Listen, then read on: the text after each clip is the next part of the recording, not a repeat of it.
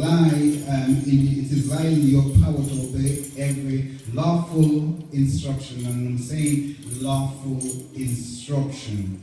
Yeah? Instruction are command as a child of God, and then God will honor you. So if you honor the command of God, God simply will honor you.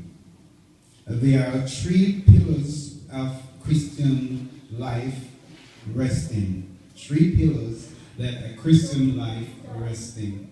And the 3 pillars are, one is obedience, one is faith, and the other is holiness. We got to live holy, we have got to obey God, and we got to walk in faith. Because the word says we walk by faith and not by sight. Okay. So God requires from us a total obedience. He requires a total obedience from you, and He requires a total obedience from me. Obeying God's instruction brings joy, it brings love, and it also brings peace. It brings breakthrough. It brings blessings and extra. And most times we come in the church, and we are in the church, and we said, oh, I just need a breakthrough. And many times people are saying, oh, I just need a breakthrough, just need a breakthrough. Whether in a financial, a home, whatever it may be, we just need a breakthrough. But before you get a breakthrough, there got to be a break-in before there is a breakthrough. So you can't get that breakthrough before you get the break-in. Because sometimes God has to go get in to deal with the impossible things that are going behind the scene. And those things, if God don't trip in, then there's no way you're going to get that breakthrough that you need. So the break-in is required for a breakthrough. Hallelujah. Praise the name of the Lord. Amen. So if we allow God to break in to us, then we can rest assured knowing that the breakthrough is coming because we have already got that break-in. Amen. Praise be to God. And on the other hand, obedience to God's word disobedience to God's word bring sorrow and it bring pain. If we don't obey the word of God, it brings pain and it brings sorrow. In Genesis chapter 2, verse 16 through to 17, God asked Adam to enjoy everything in the Garden of Eden. I'm just going to look at it. Genesis chapter 2 and verse 16 through to 17. Genesis chapter 2, the first book of the Bible. Let's just get it. I just want to read it so we can... Genesis chapter 2, verse 16 through to 17, and it reads, And the Lord God commanded the man, saying, Of every tree of the garden thou mayst freely eat. Verse 17, But of the tree of knowledge and good and evil thou shalt not eat of it, for in the day thou eatest thou shalt surely die. And we know what did Satan say? He just twisted, and as I say that Satan is around to twist the word. So he twists the word. He still used thou shalt, but he said thou shalt not surely die. So he used every word, but he twists just one little word. And if you don't listen, you got to be focused, and that's why God wants us to be focused at all times. But if you don't focus, then you will hear something and you feel this is what God is saying. But if you don't understand, David is saying to us that we should wait upon God and be of good courage. So God said to him, you eat of every tree in the garden, but I exempt one tree I don't want you to touch. And there's a tree that in the midst of the garden, the tree of knowledge of good and of evil. And they said the moment that he disobeyed God and he ate of that fruit tree, that what happened? He had to take them out of the provision. And I call the garden the provision because he provided that. Because many people now, they say that I have a garden, but the garden is not flowers. The garden is something that they plant potatoes, they plant peas, they plant corn, and all those things, so they can go into the garden and they can reap. So that garden was there as a provision. There was everything was there for them to enjoy, because God said, enjoy everything, but of this one, don't touch it. We need a total obedience, because if we are not obedient to the word of God, it will bring pain, it will bring sorrow. And one man said, because of one man sins, we are now facing the consequences because of one person who disobeyed God. So I'm talking about now, we have to walk in total obedience with God. So that's the reason why Jesus Christ has to come to redeem us back unto himself. So now he's asking us to walk in obedience with him. Oh, heaven. Thank you, Jesus. So the moment he ate from the tree of knowledge and good of evil, he was actually, he was punished. And the reason punished, that God has to take him out of the place and put, they said, a flaming sword at the gate to guard the gate. In Genesis 19 verse 7, we are given a story. This one is Genesis chapter 19 and verse 17. We are given the story. This story is about Lot. And many of us know about Lot and even Abraham, all those ones. We all know it. Genesis chapter 19 and verse 17. Let's just get it up quickly. Genesis 19 and verse 17. I'm coming.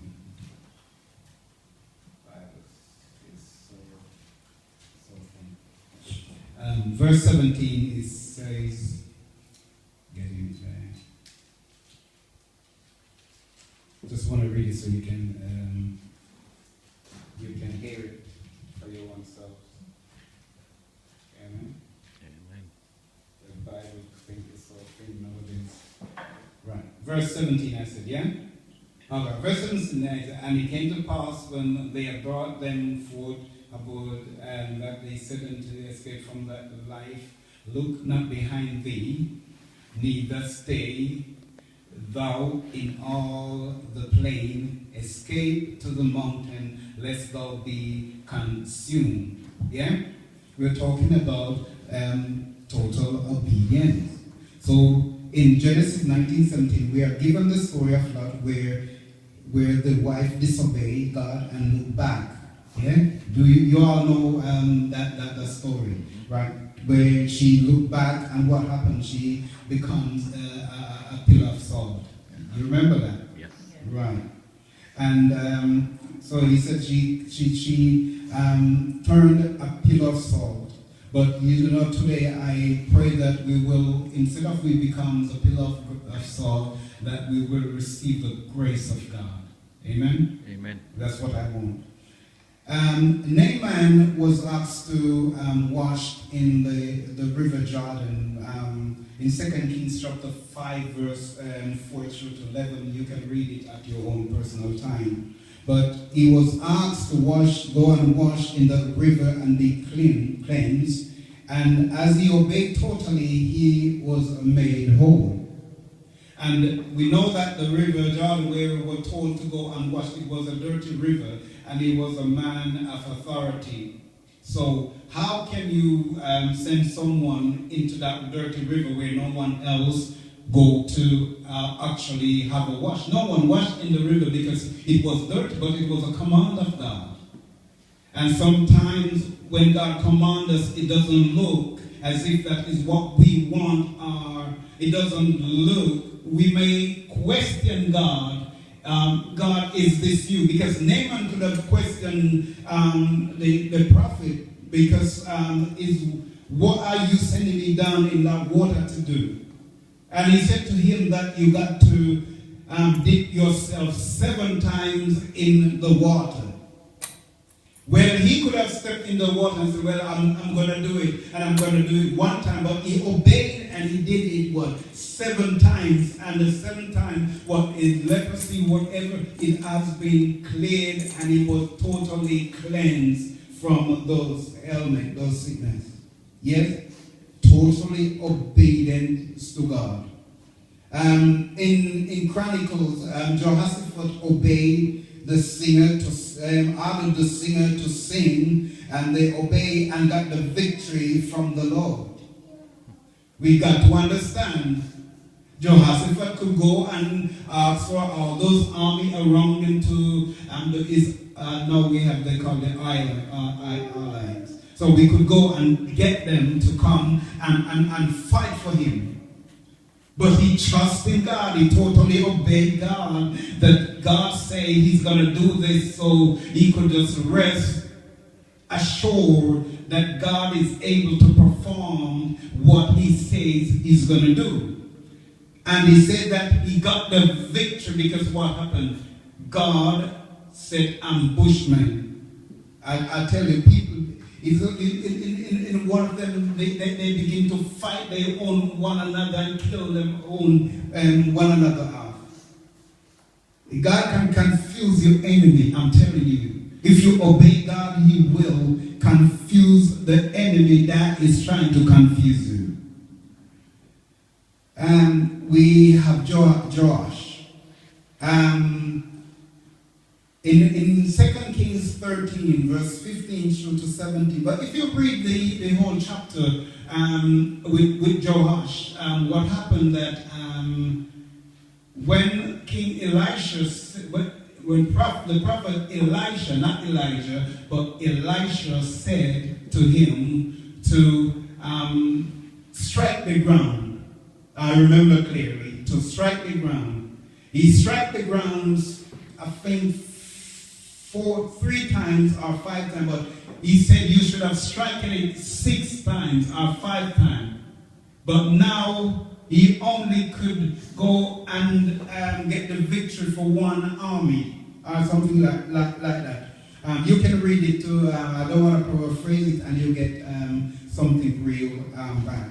But still, he got the victory because he did, when he asked him to go to the window and put the arrow in the bow arrow and shoot.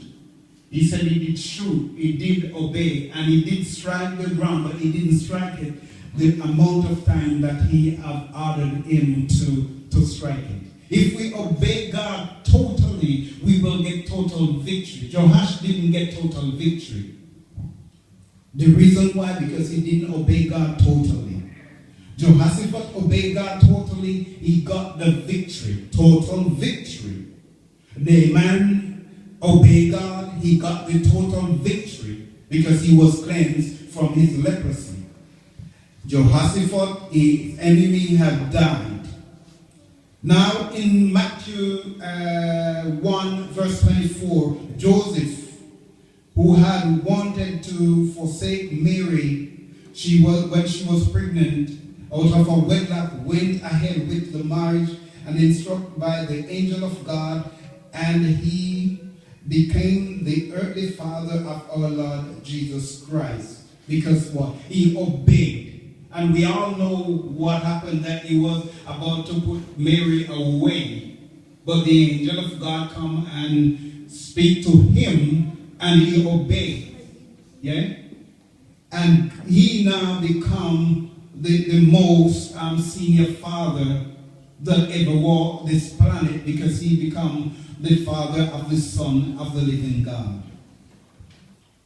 And in my ending, finally, in the sight of God, 99.9%, because sometimes we do something. I saw on one thing that is in the toilet. He said they kill germs 99.9%.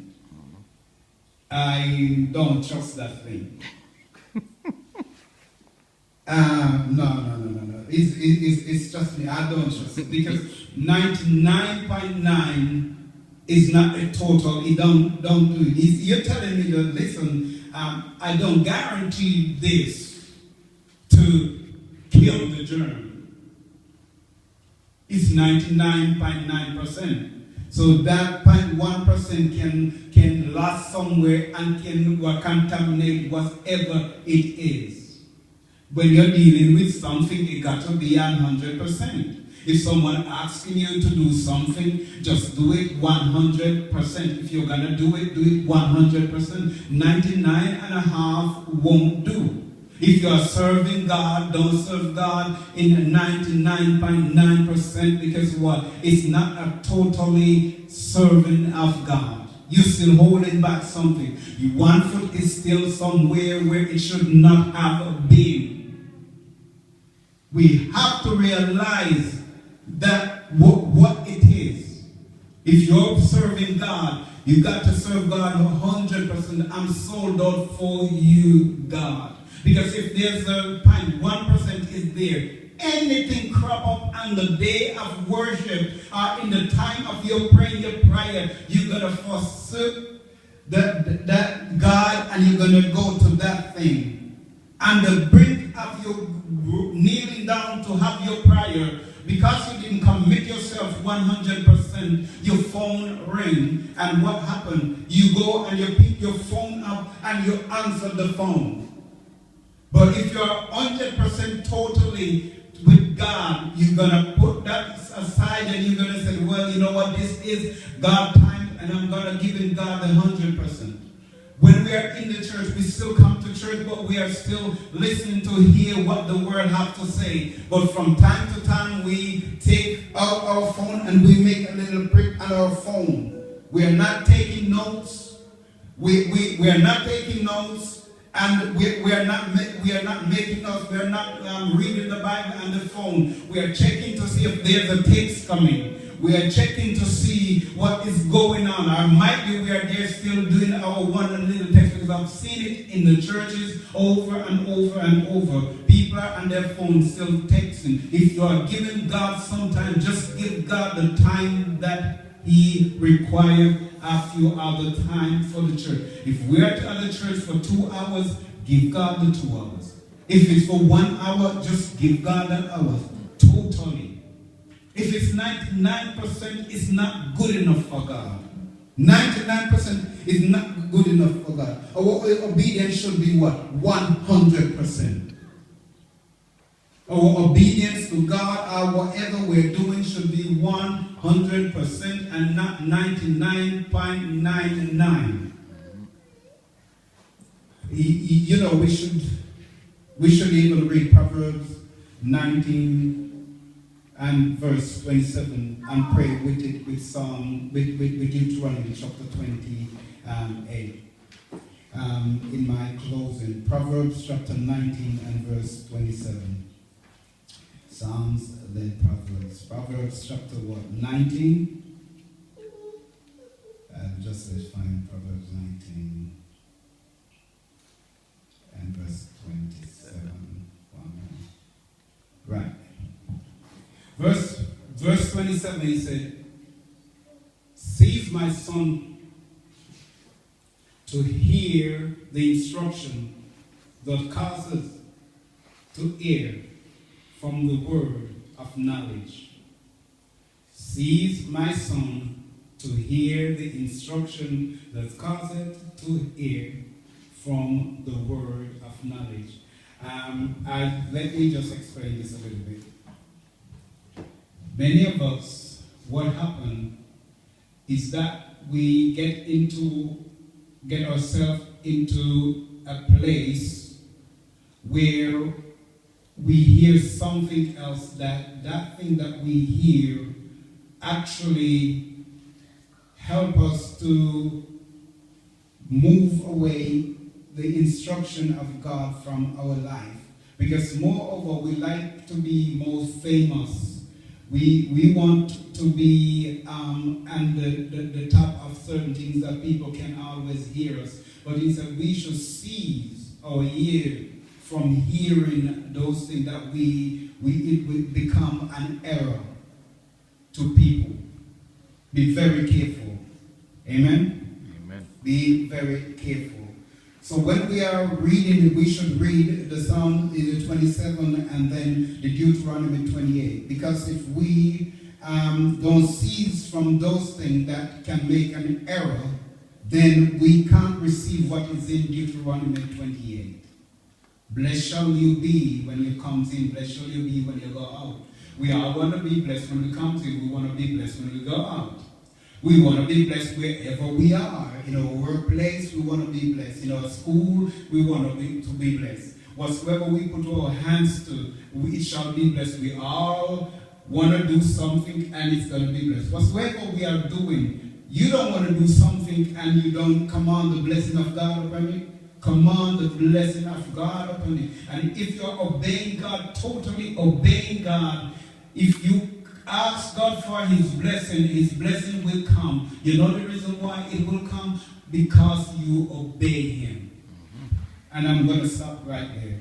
Because you obey him, the blessings of the Lord will come to you. Amen and amen. God bless you. Amen. Thank you.